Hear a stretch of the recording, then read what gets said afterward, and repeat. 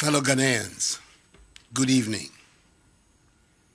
Today is the 15th time since the virus came to our country some 5 months ago that I've come to provide you with the status of our coordinated efforts to defeat COVID-19.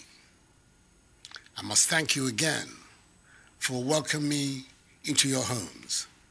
And I must repeat how proud I am to be your president in these difficult times. I appeal to all of us to continue in our individual and collective efforts to help contain the spread of the virus in our country.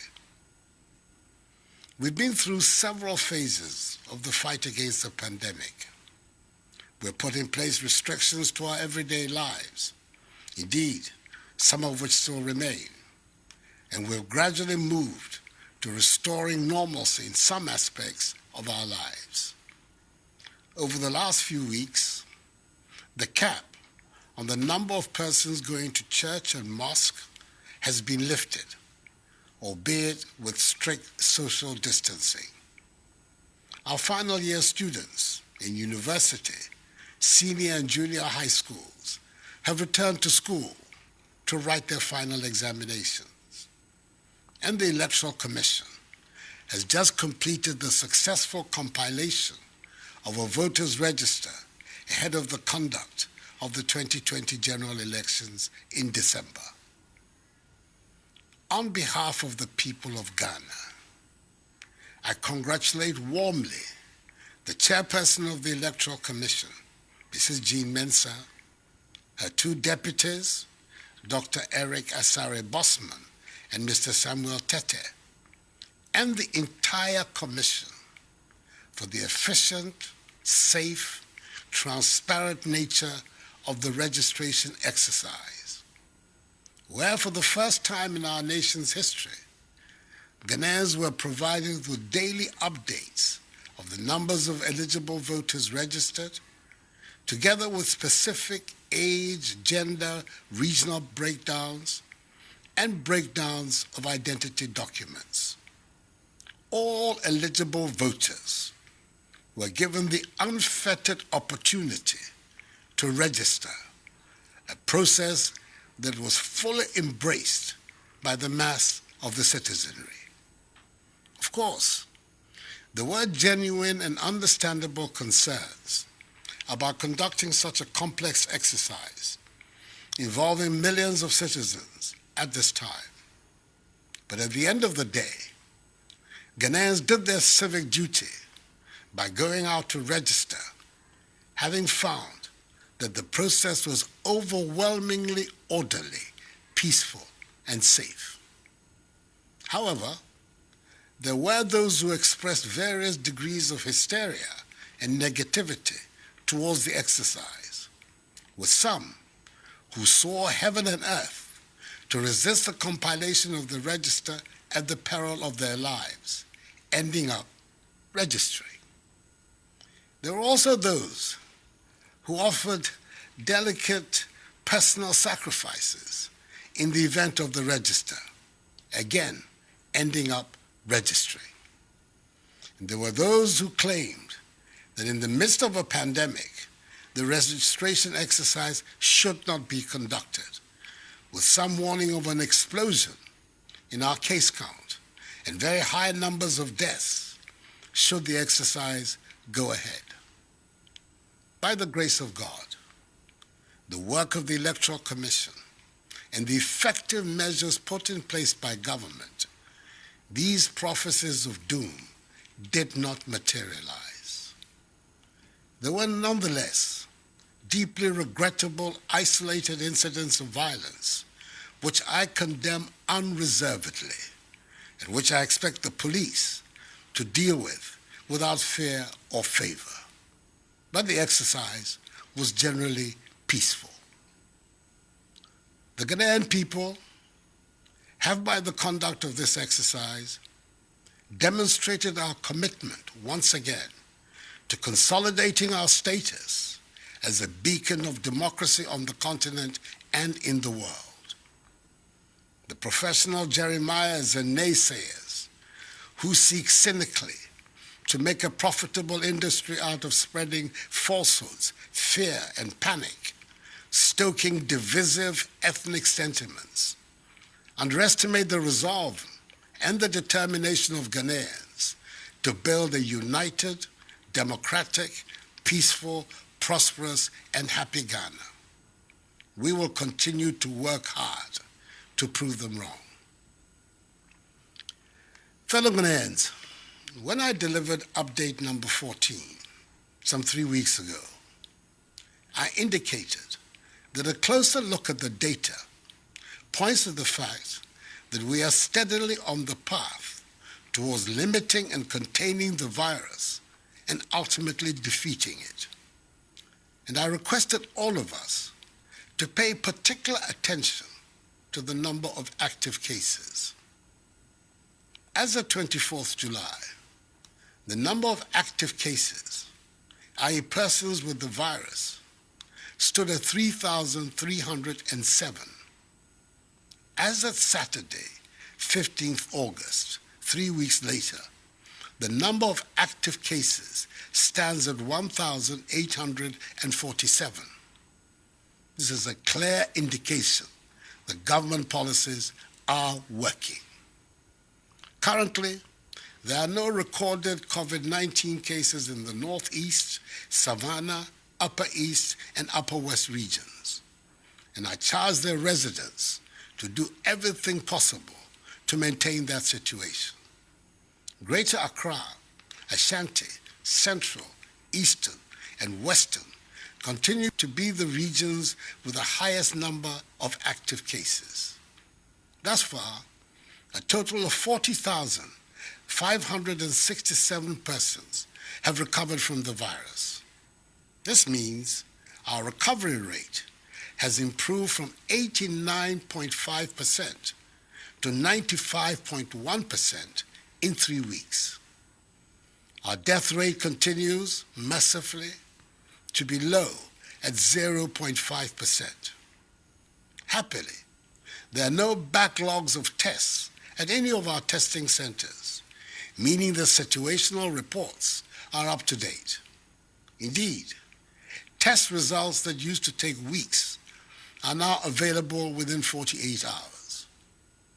We have so far conducted 427,121 tests. These statistics undermine as unfounded the claim that Ghana has lost the battle to defeat COVID-19. There can be only one simple reason for this baseless assertion, and that is political expediency. But as I have said before, do not begrudge those who make such statements. They need to make them to continue to try to stay relevant. Our health workers will forever be in our debt for the dedication they have put in to ensure these impressive statistics. We can help them even further by continuing to adhere to the social distancing and hygiene protocols we have instituted to stem the tide of infections. I've been encouraged by the results of a recent survey conducted by the Ghana Health Service into the use of face masks at selected locations in Accra in the month of August. It revealed that the overall intention to use face masks at the sites surveyed was very high, with 82% of persons surveyed possessing a mask. I believe we can do even more and better and reach 100%. However, the same survey demonstrated that only 44.3% of those who have the mask use them correctly. I urge each and every one of us to wear our masks and do so correctly anytime we leave our homes. It is the new normal requirement of our daily existence until the virus disappears. Our phased approach towards returning our lives to normal through the strategic, controlled, progressive and safe easing of restrictions will thus continue. Most final year university students have already completed their examinations, and by 18 September, SHS3 and JHS3 students would have finished their respective final examinations of WACC and BECE. As a result of reports I have recently received that some final year JHS students were going hungry in complying with COVID-19 protocols, I've just instructed the Minister for Gender, Children and Social Protection to begin preparations to ensure that as from 24th August up to 18th September, all 584,000 final year JHS students and 146,000 staff, both in public and private schools, be given one hot meal a day. This is to ensure full observance of the COVID-19 safety protocols.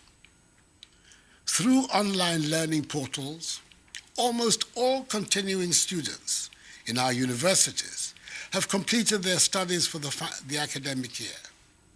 The exceptions are the University of Cape Coast, the University of Health and Allied Sciences, technical universities, and some other colleges.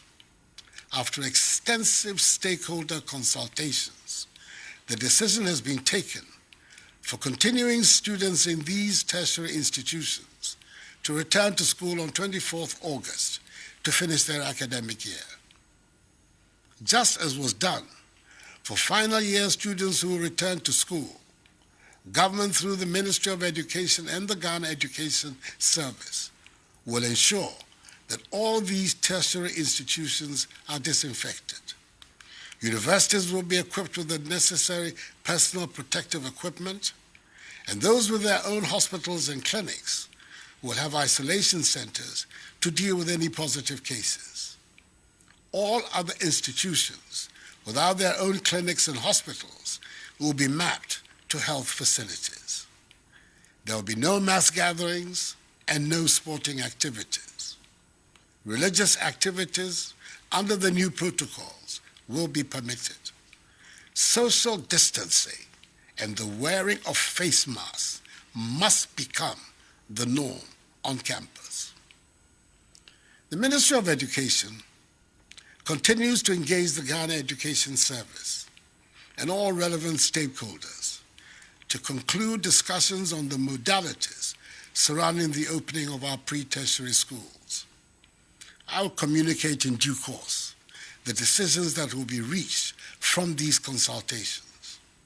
You can be rest assured that I'll always take into prime consideration the safety and well-being of our children, teachers, and non-teaching staff in the decisions that will be taken, because I'm determined to ensure that the education of our children is not unduly disturbed by this pandemic.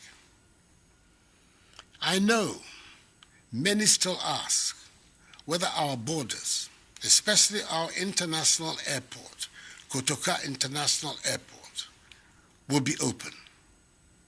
Under my instructions, the Ministry of Aviation, the Ghana Civil Aviation Authority, and the Ghana Airports Company Limited have been working with the Ministry of Health and its agencies to ascertain our readiness to reopen our airport. I want to ensure that we are in a position to test every single passenger that arrives in the country to avoid the spread of the virus. The outcome of that exercise will show us the way and determine when we can reopen our border by air. I'm hoping that by God's grace, we'll be ready to do so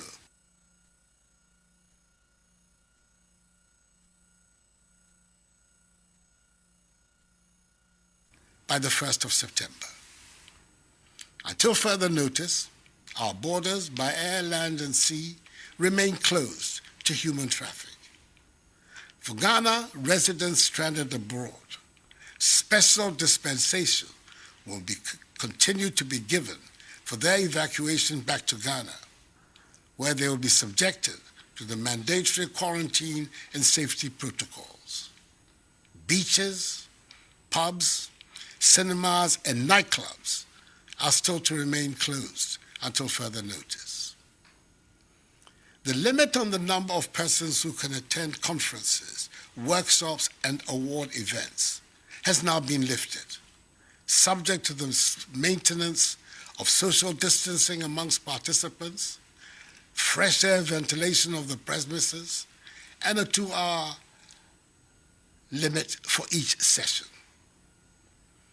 I know that the pandemic has adversely affected many lives and livelihoods.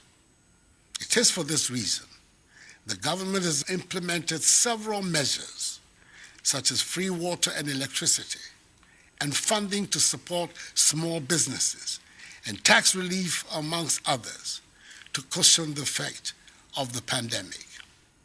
We are not providing freebies. We're providing critical help to households, families, and businesses in the midst of this pandemic because we care. It is my conviction that in times of crises, it is the duty of a responsible and sensitive government to protect the population and provide relief. Fellow Ghanaians, let us remember at all times that the phased opening up of our country continues to put an obligation and responsibility on each one of us to remain vigilant and respect the enhanced hygiene, mask wearing, and social distancing protocols that have become part and parcel of our daily routine. They are proving to be effective, so let us employ them wholeheartedly. That is the way we can restore as quickly as possible the blessings of normalcy for which we all yearn. There is no room for complacency. We must be very much on our guard because some countries have experienced spikes after recording major achievements in containing the spread of the virus. We should not go down that road. Social distancing, enhanced hygiene, and wearing of masks are obligatory for each one of us. Enuanom, mesrɛ mo, nhyehyɛe a yɛayɛ ɛfa mask no ho no, mundi so. Sɛ wofiri efie a, hyɛ mask no. Ɛno na ɛbɛbɔ yɛn ho ban ama yɛtumi apam yareɛ yi ɛfiri yɛn man mu. Anyame mɛ, mempa nyefae, gbagye ano ni wɔto ɛha mask ɛ, nye yi ano.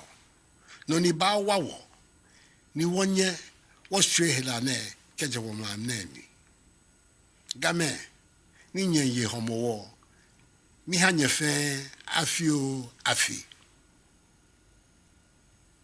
Fellow Ghanaians, the remarkable nature of us, the Ghanaian people, the first colonized people in sub-Saharan Africa, to gain their freedom and independence from foreign rule, is manifesting itself again. In the midst of the pandemic, we've been able to compile a voters' register, arguably the most credible voter register in our history. Our democratic institutions continue to function effectively. There continues to be vigorous public debate on issues of public policy. Respect for the rule of law continues to be central to our governance. Our economy, despite the severe shocks of the pandemic, is proving to be resilient and is poised for rapid recovery. Our agriculture is performing so that despite the disruptions of the pandemic, food is still abundant in our markets, and the virus itself is being fought systematically.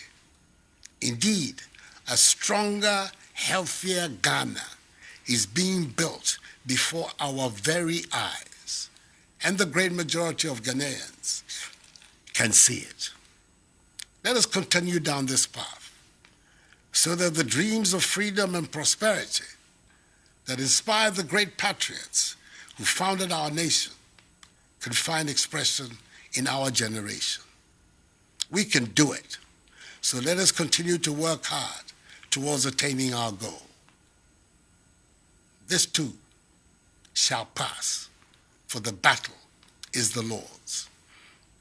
May God bless us all in our homeland, Ghana, and make her great and strong. I thank you for your attention, and good night.